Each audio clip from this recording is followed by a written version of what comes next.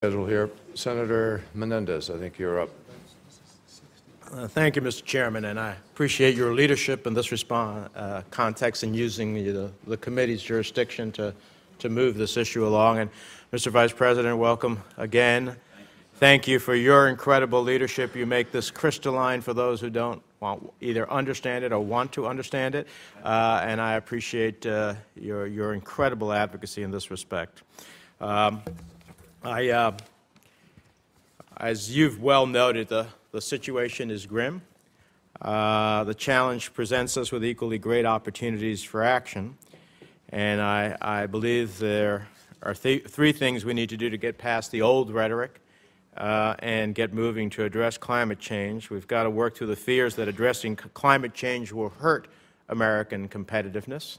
We need to gather all the stakeholders, including business, labor, and the environmental community, and figure out the real data on how a carbon price will impact carbon-intensive industries.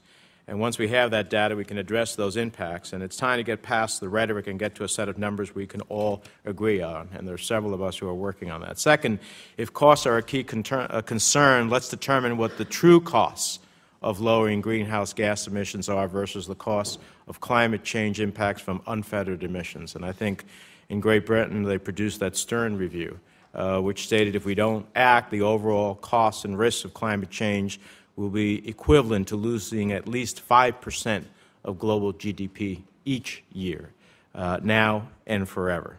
I think that's pretty dramatic.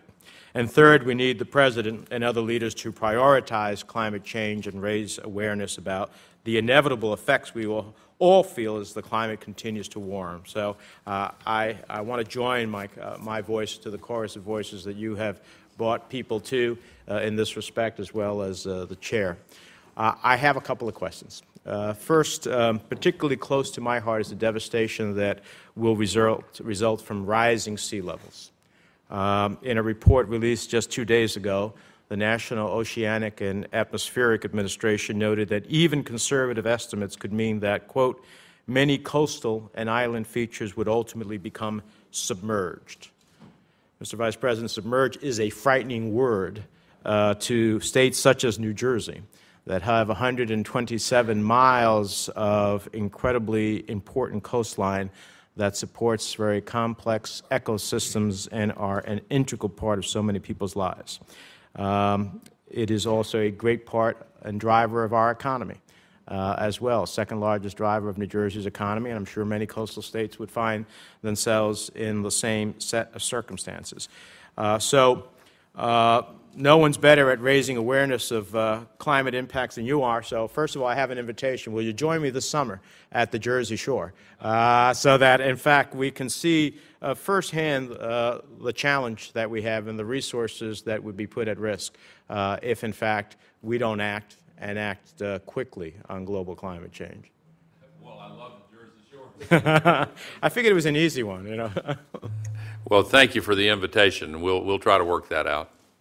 Last September, you spoke along with fellow Nobel Peace Laureate Wangari Maathai about the importance of including forest preservation efforts in a carbon market.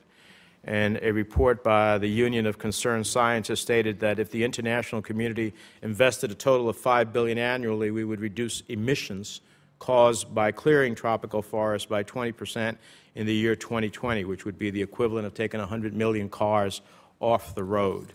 Do you support the idea of addressing international deforestation and degradation through market mechanisms? Yes, I definitely think that the problem of deforestation should be included in the treaty negotiated at Copenhagen, because more than 20% of the world's global warming pollution each year comes from deforestation.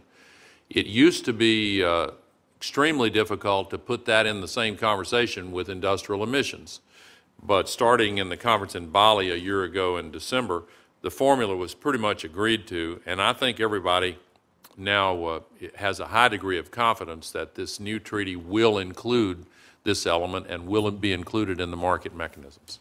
And do you think we can create the regulatory and enforcement capability to make such a market work effectively? Yes, I do, and a lot of work's been done over the last several years to make that possible, and I think there's now a high degree of confidence in it. Mr. Vice President, because of the recent financial scandals and the economic downturn, there has been, by some, an increasing distrust of market mechanisms. And I understand the skepticism of some, but I also believe that properly constructed markets, such as a cap-and-trade system, can be a powerful tool to lower emissions in an efficient manner. How would you respond to those who express doubt about creating a carbon market? And if we do create a cap-and-trade system, is there anything wrong with taking some of the auction revenues and using them for green energy research, making homes, for example, more energy efficient, and training workers for a green economy? Well, I certainly agree with the last part of your comment, and I think your question is a very important and interesting one, Senator Menendez. Capitalism itself has been under attack in the wake of the synchronized global recession and the credit crisis that has now gripped the global economy. But we know from long experience that capitalism unlocks a higher fraction of the human potential than any other system. And when properly pursued with adequate and appropriate regulation to protect the public interest, it is by far the best way to proceed. Now, the most serious defect in the way capitalism has addressed this climate crisis up until now has been what the economic theorists call externalities, and meaning, of course, that the horrible consequences of dumping 70 million tons of CO2 into the Earth's atmosphere every 24 hours are not anywhere included in the market's calculation of the costs and benefits of energy choices and economic choices.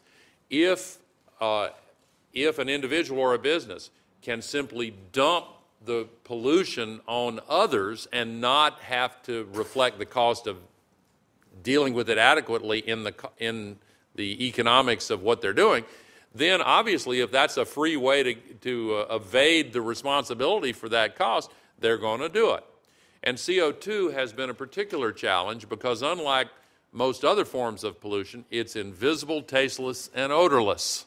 And it's evenly distributed globally, so the old aphorism, out of sight, out of mind, certainly applies. With the new recognition that this is by far the most serious challenge we've ever faced, the efforts to internalize those environmental costs so that they're not externalities is the prime challenge to remedy the problems that capitalism has experienced there. Rejecting a market mechanism as a part of the solution because one is, whoever it is, skeptical about the market is short-sighted if it doesn't take into account the dire problem with markets that has to be remedied by including it. Well, thank you very much. I agree with you wholeheartedly. Again, I appreciate your leadership. Mr. Chairman, I've had the privilege in the last Congress of chairing our subcommittee that deals with international environmental agreements. In any way we can complement your work at the full committee, we're looking forward to doing that. Well, thank you again. Senator, Thank you've been a terrific leader on it, and we obviously need your continued input and look forward to working with you very, very closely.